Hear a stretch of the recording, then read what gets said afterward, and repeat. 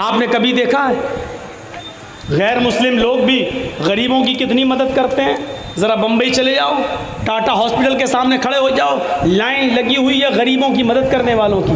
Cancer patient वालों को मदद करने के लिए कितने लोग आते हैं, कितनी संस्थाएं आती। लो साहब कितना का खर्चा? 4 लाख, लो 3 लाख हम दे रहे हैं, लो 2 लाख हम दे रहे हैं हमारी तरफ से। कोई फल लेके चला आ रहा, कोई खाना लेके चला आ रहा, कोई कुछ करते हुए। कितना अच्छा काम है अगर बज़ाहिर देखा जाए, लेकिन सवाब क्या मिलेगा? कुछ नहीं। क्यों? क्योंकि अमले स्वाले तो है लेकिन ईमान नहीं। हमारे पास ईमान है लेकिन अमले स्वाले नहीं, अमले स्वाले नहीं। ईमान किसको कहते हैं? अमले स्वाले क्या है? अबू दहदा अंसारी के ऊपर नजर डालिए। अल्लाह के नबी जनाब मोहम्मद रसूलुल्लाह सल्लल्लाहु अलैहि वसल्लम के पास सहाबा की एक मीटिंग है, सहाबा बैठे हुए हैं। नबी अकरम के ऊपर कुरान की आयत नाजिल होती है। आपने सहाबा को बताया, आए सहाबियो, मंज़ल्लज़ी युक़रिज़ुल्लाह क़र्ज़न हसना, कौन है जो अल्लाह को कर्ज हसना देगा? अल्लाह को कर्ज हसना। सहाबा ने कहा अल्लाह के नबी, क्या अल्लाह भी कर्ज हसना लेता है? अल्लाह को भी कर्ज की ज़रूरत है? फरमाया कि हाँ, अल्लाह रब्बुल आलमीन भी कर्ज लेता है, कर्ज हसना। जो अल्लाह को कर्ज हसना देगा, अल्लाह बदले में उसको जन्नत देगा।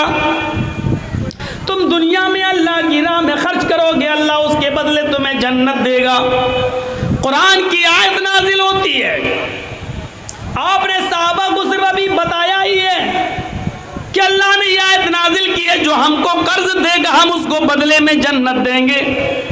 इतना कहना था कि हजरत अबू दहदा अंसारी उठते हैं, खड़े होते हैं, कहते हैं अल्लाह के नबी, अगर मैं अल्लाह को कर्ज हसना दूं तो अल्लाह बदले में हमको क्या देगा?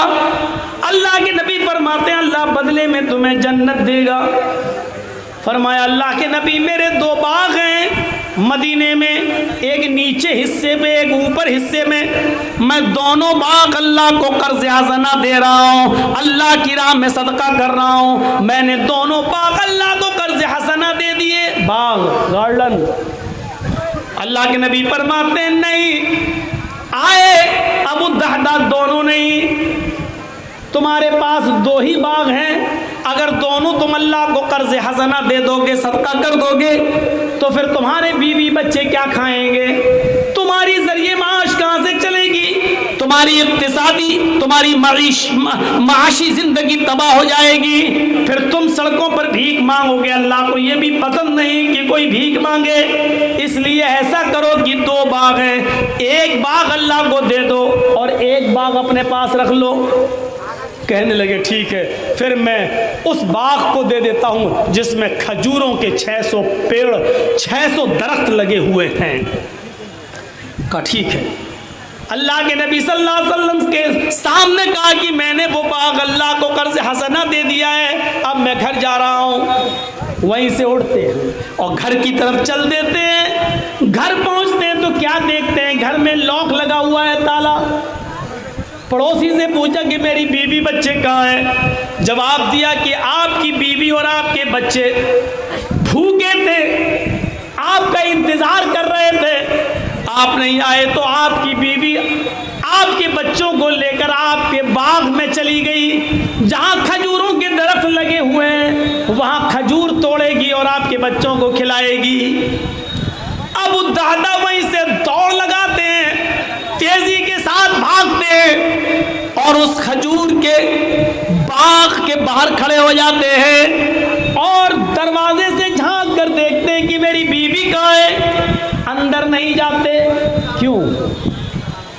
क्योंकि अब ये बाग मेरा नहीं है। जब मेरा नहीं है तो मैं अंदर क्यों जाऊं? ये बाग जब मैंने अल्लाह को कर्ज हसना दे दिया है, सदका कर दिया है, तो अब मेरा क्या हक है?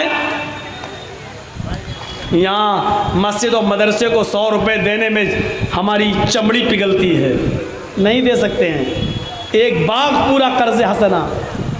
झांक कर देखते हैं बीवी अपने दुपट्टे में, अपनी ओढ़नी में करके खजूर अपने बच्चों को खिलाती जा रही है। 2-4 खजूरें अपने बच्चों की पॉकेट में डाल देती है, लो बेटा खाओ। बाहर से आवाज देते, ओ मेरी बीवी, बच्चों को लेकर बाहर निकलो। बीवी कहती है बच्चे भूखे, थोड़ा सा खजूर खा लेने दो। बाहर से आवाज देते अबू दहदा, बीवी समझती क्यों नहीं हो, इन बच्चों को जल्दी से निकालो, बाग से बाहर आओ, बाग से बाहर आओ, ये बाग हमारा नहीं है।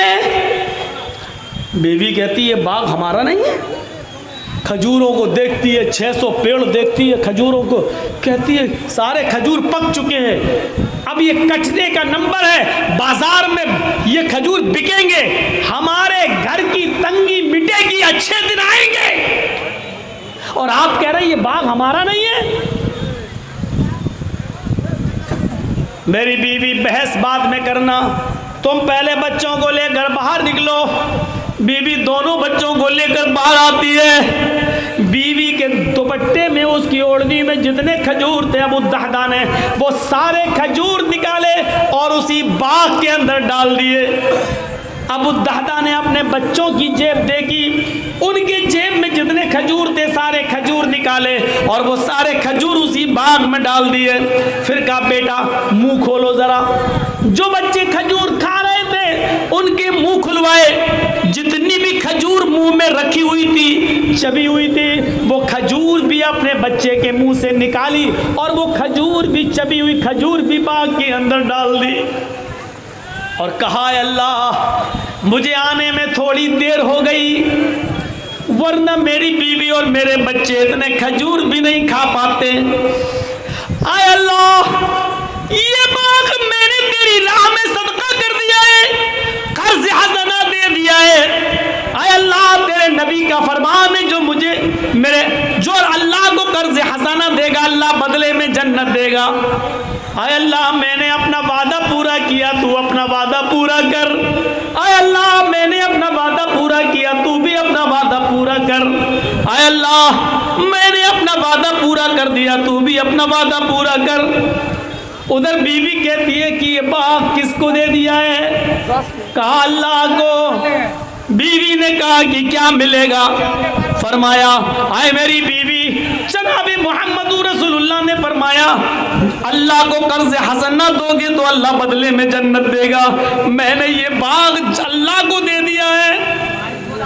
बीवी चीख कर कहती है, एक बाग देकर अगर जन्नत मिल रही है तो ये सौदा महंगा नहीं है, ये सौदा महंगा नहीं है। ऐ मेरे शौहर, तुमने अच्छा किया, अल्लाह को सदका कर्ज हसना दे दिया, अल्लाह की राह में सदका कर दिया है।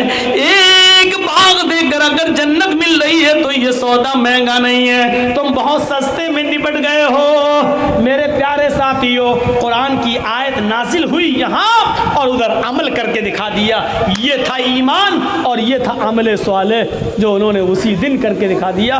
मैंने पूरा का पूरा बाग अल्लाह को कर्ज हसना दे दिया। कहाँ है ये जज्बा? कहाँ है हमारे पास ईमान? कहाँ है? बस मोहम्मद असलम, मोहम्मद अकरम, मोहम्मद अजहर, मोहम्मद फला, ये नाम रख लेना ही क्या हमारे मुसलमान होने की दलील है? गोश्त खा लेना ही क्या हमारे मुसलमान होने की दलील है? आयत आती है, फौरन उसके ऊपर अमल हो जाता है। इसको कहा जाता है ईमान, इसको कहा जाता है ईमान। मेरे प्यारे साथियों, तसव्वुर कीजिए हजरत अब्दुल्ला इब्न उमर रजी अल्लाह ताला अन्हु के इस मंजर को देखिए। बीमार हैं, ईमान भी देखिए और आमले स्वाले भी देखिए। अब्दुल्ला इब्न उमर ऐसी बीमारी में मुब्तला हो गए कि उनके बचने की उम्मीद नहीं थी। डॉक्टरों ने सख्त परहेज करवाया, तबीबों ने, हकीमों ने सख्त परहेज करवाया। हजरत उमर फारूक के बेटे अब्दुल्ला इब्न उमर बीमारी बहुत सख्त और कठिन कई महीने तक उसी बीमारी में मुब्तला रहे। उनके बचने की कोई उम्मीद नहीं थी, लेकिन हकीमों की कोशिश से, तबीबों की कोशिश से छुटकारा मिल गया, निकल गए, मौत के मुंह से बच गए। तबीयत में कुछ इफाका हुआ, बेहतरी हुई, तो हकीमों ने और तबीबों ने कहा उनकी बीवी से, अल्हम्दुलिल्लाह आपके शौहर ठीक हैं, अब ये जो खाएं इनको खिला सकती हो। अब देखिए ईमान और अमले सवाल है, ये जो खाएं तुम अब इनको खिला सकती हो, अब कोई परहेज की ज़रूरत नहीं है, लेकिन अभी आराम की ज़रूरत है, यानी काम नहीं करेंगे, अभी बिस्तर पर लेटे रहेंगे, अभी काम नहीं करवाइएगा इनसे, लेकिन ये मौत के ख़तरे से बाहर आ चुके हैं और परहेज ख़त्म, अब ये जो खाना चाहें खा सकते हैं। नेक बीवी थी, उनके पास बैठ जाती हैं, कहती हैं मेरे प्यारे शौहर, अल्हम्दुलिल्लाह अल्लाह रब्बुल आलमीन ने आपको बीमारी से शिफाए कामला और आजिला अता फरमा दिया, आपको फिर से सेहत और तंदुरुस्ती दे दी। तबीबों ने और डॉक्टरों ने यह भी कह दिया कि अब आप जो खाना चाहें खा सकते हैं। अब बताइए कि आपकी क्या तमन्ना है? 4 महीने 6 महीने हमने आपको बहुत ज़्यादा सख्ती में रखा, आप जो चाहते थे मैं नहीं खिलाती थी, परहेज बताया था मैं परहेज करवाती थी, आज आप बताइए कि आपको किस चीज़ की तबीयत है, क्या चीज़ खाना चाहते हैं आप?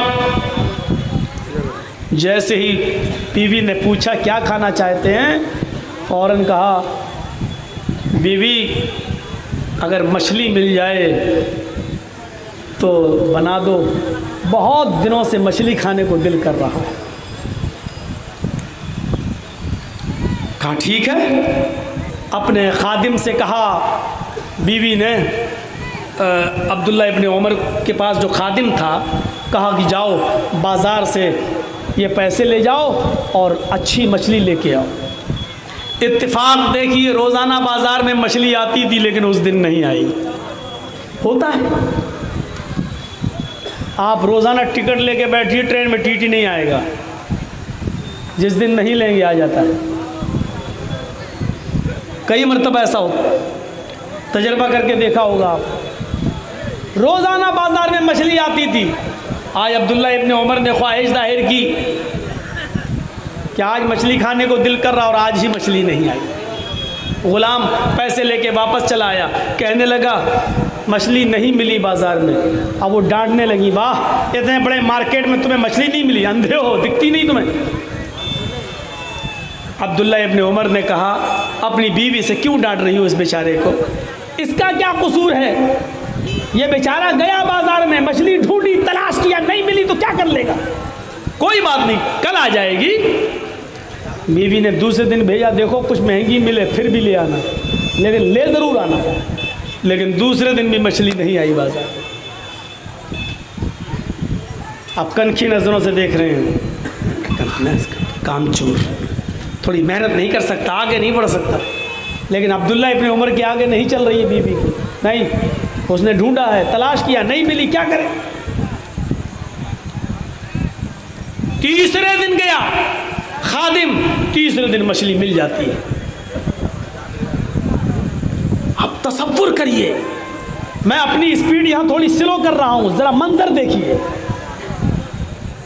तीसरे दिन मछली मिल गई, बीवी ने उसको बनाया, काटा, पीस किए, फिर उसको अच्छी तरीके से साफ किया, धोया, तेल में भूना, मसाला डाला और बेहतरीन किस्म की अच्छी तरीके से मछली पकाकर और उसके साथ पराठा बनाया।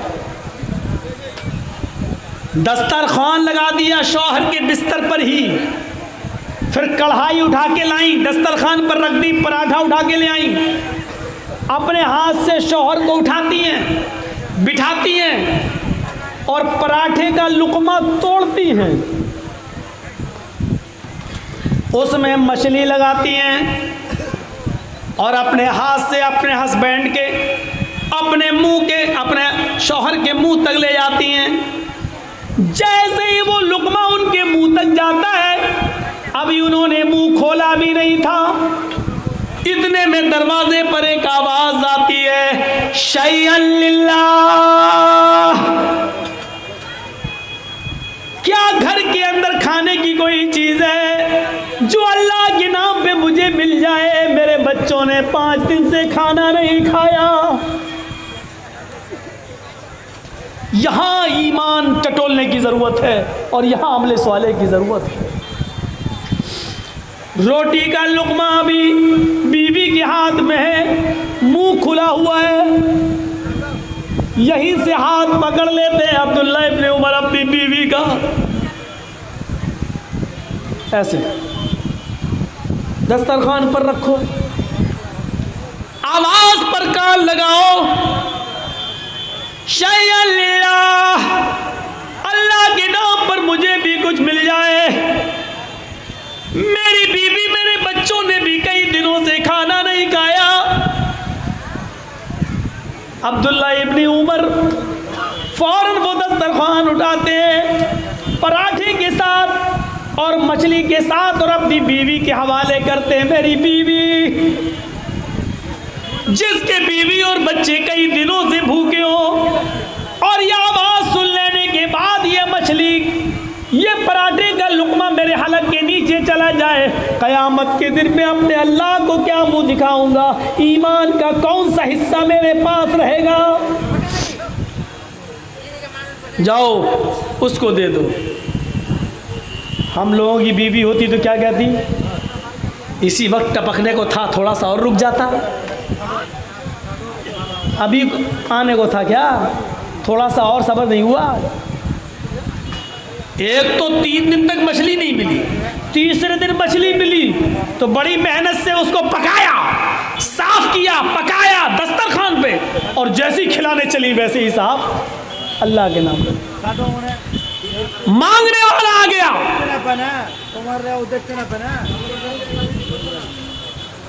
तसव्वुर करो क्या बीत रही होगी।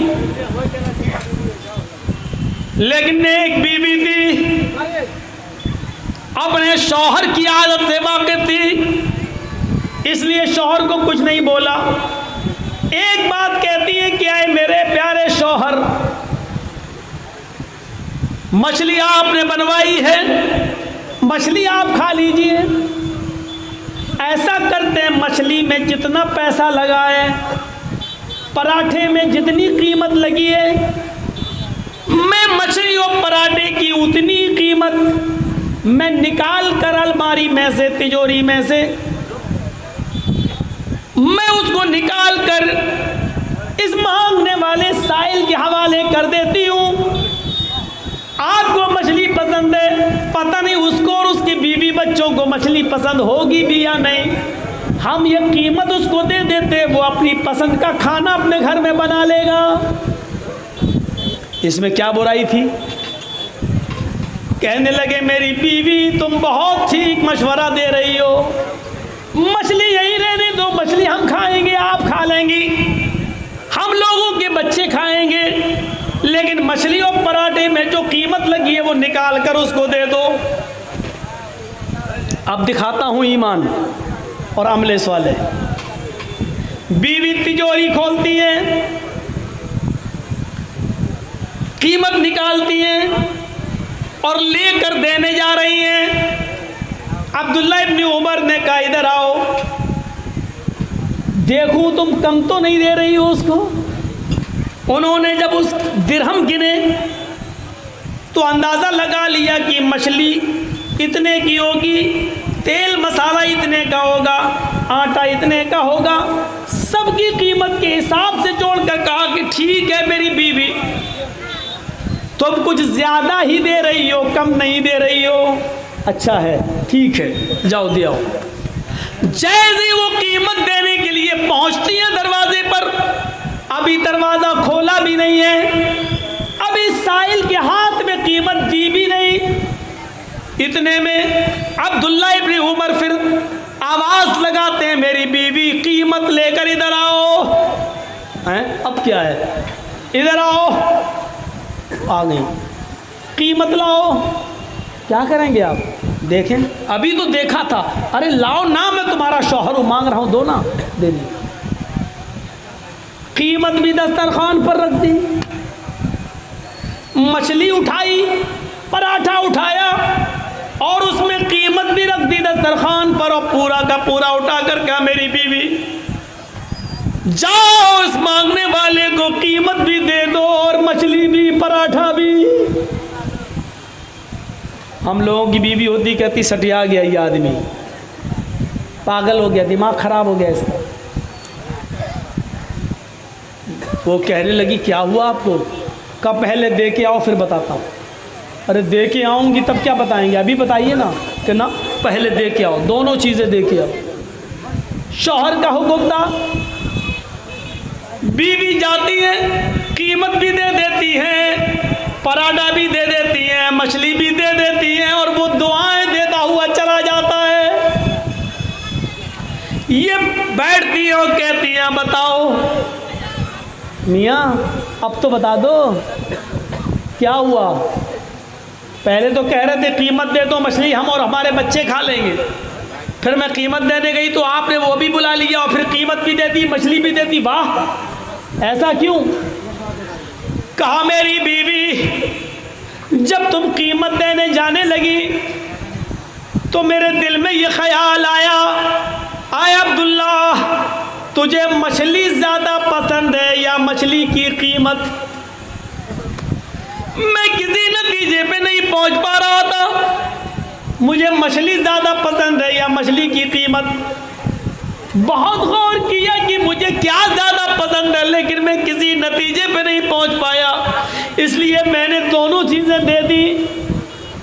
क्योंकि कुरान की आयत, ईमान देखिए, क्योंकि कुरान की आयत हमारे जहन में आ गई। जब तुम कीमत देने जाने लगी तो कुरान की आयत मेरे दिमाग में आ गई, मेरे माइंड में आ गई। लन तनालुल बिर्रा हत्ता तुनफिकू मिम्मा तुहिब्बून। तुम उस वक्त तक नेकी नहीं पा सकते हो, तुम्हें उस वक्त तक सवाब नहीं मिल सकता है जब तक तुम अल्लाह की राह में वो चीज़ खर्च न करो जो तुम्हें सबसे ज़्यादा पसंद है, जो तुम्हें सबसे ज़्यादा महबूब है। जब तक अपनी सबसे चहेती चीज़ को कुर्बान नहीं करोगे, अल्लाह की राह में नहीं दोगे, तुम्हें नेकी नहीं मिलेगी। मैं सोचने लगा अल्लाह में मछली दूँ तब सवाब मिलेगा या कीमत दूँ तब सवाब मिलेगा? अल्लाह मुझे कीमत ज़्यादा पसंद है या मछली ज़्यादा पसंद है? अल्लाह मुझे क्या पसंद है? लेकिन मैं किसी नतीजे पे नहीं पहुंच पाया कि मुझे कीमत पसंद है या मछली, इसलिए मैंने दोनों चीज़ें दे दी। आय अल्लाह मुझे नहीं मालूम कि मुझे मछली ज़्यादा पसंद है या उसकी कीमत। आय अल्लाह तेरी नज़र में जो बेहतर हो उसका सवाब तू मुझे दे दे। अल्लाह मेरे नाम या माल में सवाब लिख दे। अल्लाह मुझे नेकी से नवाज दे। अल्लाह मैंने साहिल को मछली भी दे दी, उसकी कीमत भी दे दी। मेरे प्यारे साथियों, ये था ईमान और ये था अमले साले जो दिल की गहराइयों से होता है। इल्लल्लज़ीना आमनू व अमिलुस्सालिहात, जिनके अंदर ईमान है और जिन्होंने ईमान के साथ साथ अमले साले किए, ये लोग कामयाब हैं और ये लोग नुकसान में नहीं है, ये लोग जन्नत में जाने वाले लोगों में से हैं।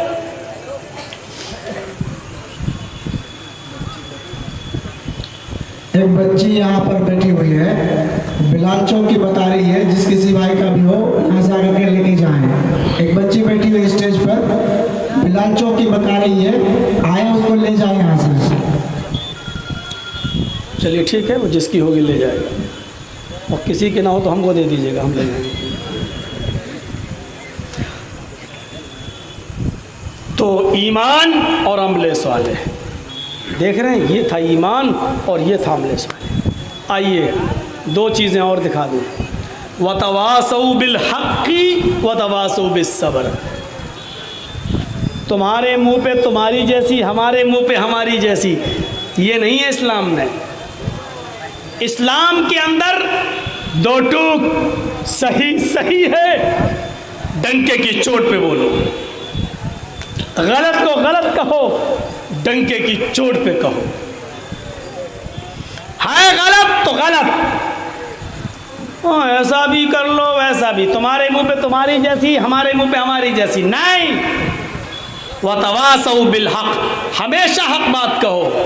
और सबसे बड़ा जिहाद तो अल्लाह के नबी ने यही बताया है, अफजलुल जिहादी कलिमतुल हक, हक बात बोलना सबसे बड़ा जिहाद है। और सबसे बड़ा जिहाद बादशाह के सामने हक बात कहना। दुनिया में ऐसे बहुत से लोग गुजरे हैं, तवाफ कर रहे हैं। हज़रत अब्दुल्ला इब्ने उमर, सालिम इब्ने अब्दुल्ला इब्ने उमर, हज़रत अब्दुल्ला के बेटे, यानी उमर फारूक के बेटे अब्दुल्ला और अब्दुल्ला के बेटे सालिम। तो सालिम इब्ने अब्दुल्ला इब्ने उमर खाने काबा का तवाफ कर रहे हैं, उमर फारूक के पोते, और उनके जिस्म पर जो एहराम है उसमें जोड़ ही जोड़ लगे हुए हैं, पैबंद ही पैबंद लगे हुए हैं। और उस ज़माने का खलीफा, उस ज़माने का मक्के का गवर्नर, मक्के का जिम्मेदार हिशाम इब्ने अब्दुल मलिक, हिशाम इब्ने अब्दुल मलिक जब देखता है तो पूछता है लोगों से, ये कौन आदमी है जिसके पैबंद लगे हुए हैं? लोगों ने बताया ये हज़रत उमर फारूक के पोते हैं, हज़रत सालिम। इतना बड़ा अमीरुल मोमिनीन का पोता और इतना गरीब। तवाफ के दौरान हिशाम इब्ने अब्दुल मलिक ने अब्दुल्ला इब्ने सालिम इब्ने अब्दुल्ला से कहा, सालिम क्या तुम उमर फारूक के पोते हो? उन्होंने कहा जी। मुझे जानते हो? कहा नहीं। कहा मैं हिशाम इब्ने अब्दुल मलिक हूँ, इस इलाके का जिम्मेदार। मैं चाहता हूँ कि मैं तुम्हारी कुछ मदद करूँ, तुम्हारी हालत मुझे देख के तरस आ गया है। इतनी बड़ी जमीन का मालिक हजरत उमर, 22 लाख मुरब्बा मील पर हुकूमत करने वाली शख्सियत, और उसका पोता अब्दुल्ला, उसका पोता सालिम, यह हाल है कि उसको एक एहराम में भी 20-20, 22-22 जोड़ लगे हुए हैं, पहनने के लिए एहराम भी नहीं। तुम जल्दी से तवाफ करो, जल्दी से नमाज पढ़ो और मेरे साथ चलो, मैं तुम्हें कुछ देता हूँ बैतुल माल से।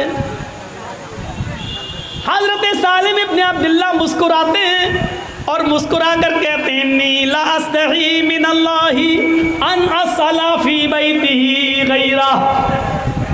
हिशाम, मैं इस वक्त खाने काबा में हूँ, अल्लाह के घर में हूँ, और अल्लाह के घर में होते हुए मुझे अल्लाह से शर्म आती है कि उसके घर में होते हुए मैं किसी गैर के सामने अपना दामन फैलाऊं, मैं किसी से भीख मांगूं, मुझे शर्म आती है अल्लाह से। क्या जवाब दिया? मुझे शर्म आती है, अल्लाह के घर में हूँ, अल्लाह से शर्म आती है कि उसके घर में होते हुए किसी गैर से मांगूं। नहीं, हिशाम की बड़ी। अब नीतीश हमसे अगर कह दें कि जर्जीत साहब बोलो मांगो, क्या मांगते हो? मैं पूरे बिहार का मालिक हूँ, बोलो क्या चाहते हो? तो हम तो ऐसी ऐसी चीज़ें मांग लेंगे कि भाई उसके पास से क्या जा रहा है, दे देगा। गौर करो सालिम इब्ने अब्दुल्ला ने क्या कहा, अल्लाह के घर में अल्लाह से शर्म आती है कि उसके घर में होते हुए किसी गैर से मांगो। तो कितनी बड़ी इंसल्ट हो गई। खाने काबा का तवाफ पूरा हो गया, हज़रत सालिम ने 2 रकात नफिल नमाज भी पढ़ी मकाम इब्राहीम पर। फिर दोनों हाथों को उठाया, रफ़ा यदैहि लस्समा, दोनों हाथों को उठाकर उन्होंने अल्लाह से दुआ भी मांगी। हिशाम देख रहा है कि सालिम इब्ने अब्दुल्ला दुआ मांग रहे हैं। दुआ मांग कर जब ये बाहर निकलते हैं तो हिशाम इब्ने अब्दुल मलिक चौराहे पर एक रास्ते में इनको पकड़ लेता है और कहता है, अल-आन खरजता मिन बैतिल्लाह फस्अल। आए सालिम, ये तो अल्लाह का घर नहीं है, अल्लाह के घर में शर्म आ रही थी किसी गैर के सामने दामन फैलाने में। ये तो अल्लाह का घर नहीं है, तो बाजार है, और मैंने तुम्हें सड़क पर पकड़ा है। चलो मेरे साथ, तुम क्या मांगते हो, तुम्हें किस चीज़ की ज़रूरत है? आओ मैं तुम्हारी ज़रूरत पूरी कर दूँ, तुम उमर फारूक के पोते हो। हज़रत सालिम इब्ने अब्दुल्ला यहाँ पर भी मुस्कुराते हैं और कहते हैं, क्या मेरी ज़रूरत पूरी करोगे? मिन हवाइज दुनिया अम मिन हवाइज आखिरा, मेरी आखिरत की ज़रूरत पूरी करोगे या दुनियावी? हिशाम कहता आखिरत में तो कोई किसी के काम नहीं आएगा, मैं किसी को जन्नत जहन्नम तो नहीं दे सकता हूँ, आखिरत की ज़रूरत तो पूरी नहीं कर सकता हूँ, मैं मक्के का गवर्नर हूँ, मैं मक्के का मालिक हूँ, मैं मक्के का जिम्मेदार हूँ, इसलिए मैं तुम्हें कुछ देना चाहता हूँ, मैं तुम्हारी दुनियावी ज़रूरत पूरी कर सकता हूँ, सोना दे सकता हूँ, चांदी दे सकता हूँ, कपड़ा दे सकता हूँ, गल्ला दे सकता हूँ, अनाज दे सकता हूँ, तुम्हें दुनियावी ज़रूरत में तुम्हारी पूरी करने के लिए तैयार हूँ, बताओ तुम्हें किस चीज़ की ज़रूरत है? ओ, तो तुम मुझे दुनिया दोगे? हाँ, अच्छा। हाय हिशाम, तुम्हें मालूम नहीं है कि खाने काबा के बाद तवाफ करने के बाद मैंने क्या किया? हिशाम कहता मुझे मालूम है, तुमने 2 रकात नमाज पढ़ी। आए हिशाम, तुम्हें मालूम नहीं है कि 2 रकात नमाज पढ़ने के बाद मैंने क्या किया? हिशाम कहता है मुझे मालूम है, नमाज पढ़ने के बाद तुमने अपने दोनों हाथ उठाकर अल्लाह से दुआ मांगी है। आए हिशाम, इतना तुम्हें मालूम है, लेकिन ये नहीं मालूम है कि मैंने हाथ उठाकर अपने रब से क्या मांगा है। और सुनो, बड़ी इबरतनाक वाकया है बड़ा। हिशाम कहता हाँ, मुझे ये नहीं मालूम कि तुमने अपने रब से क्या मांगा। ये मालूम है कि तवाफ किया है, ये मालूम है तवाफ के बाद 2 रकात नमाज पढ़ी है, ये मालूम है कि नमाज के बाद दुआ मांगी है, लेकिन ये नहीं मालूम कि दुआ में क्या मांगा। हाय हिशाम, मैं ये बताना भी नहीं चाहता कि मैंने अपने रब से क्या मांगा, ये मैं जानता हूं और मेरा रब जानता है, लेकिन इतना बता देता हूं, तुम मुझसे बार बार कह रहे हो कि मुझसे सोना मांगो, चांदी मांगो, कपड़ा मांगो, अनाज मांगो, गल्ला मांगो, दुनिया मांगो, तुम मुझसे बार बार कह रहे हो कि मुझसे ये मांगो। मेरी हालत देखकर, मेरे कपड़े देखकर, मेरा हराम देखकर बार बार कहते हो मैं दुनियावी ज़रूरत पूरी कर दूं। हाय हिशाम, मैंने अपने रब से क्या मांगा ये तो मैं तुझे नहीं बताऊंगा, लेकिन तू बार बार दुनिया मांगने का सवाल कर रहा है, तो मैं इतना बता दूं कि जब मैंने अपने रब के सामने हाथ फैलाए और दोनों हाथ फैलाकर जब अपने रब से दुआ मांग रहा था, तो माँ साल तो दुनिया मयम लिखुहा फकैफा सलुहा मल्ला यम लिखुहा, तो जब मैं अपने हाथ फैलाकर अल्लाह से दुआ मांग रहा था तो दुनिया तो मैंने उससे भी नहीं मांगी। माँ साल तो दुनिया मयम लिखुहा, सोना तो मैंने उससे भी नहीं मांगा, चांदी तो मैंने उससे भी नहीं मांगी, दौलत तो मैंने उससे भी नहीं मांगी, गल्ला और अनाज तो मैंने उससे भी नहीं मांगा। जो दुनिया का मालिक है, ये दुनिया तो बार बार मुझसे कह रहा मांगो, अरे दुनिया तो मैंने उससे भी नहीं मांगी जो दुनिया का मालिक है। फकैफा सलुहा मल्ला यमलिकुहा, तो मैं उससे दुनिया कैसे मांगू जो आज मरा और कल ये दुनिया दूसरे के हाथ में चली जाएगी। तू इसका मालिक नहीं है, खाली हाथ आया था और खाली हाथ जाएगा। जब दुनिया का कुछ हिस्सा है ही नहीं तेरा, तो मैं तुझसे क्या मांगू। चल, नहीं मांगता, मुझे मेरे हाल पे छोड़ दे। गौर कीजिए, ऐसे लोग गुजरे इस दुनिया।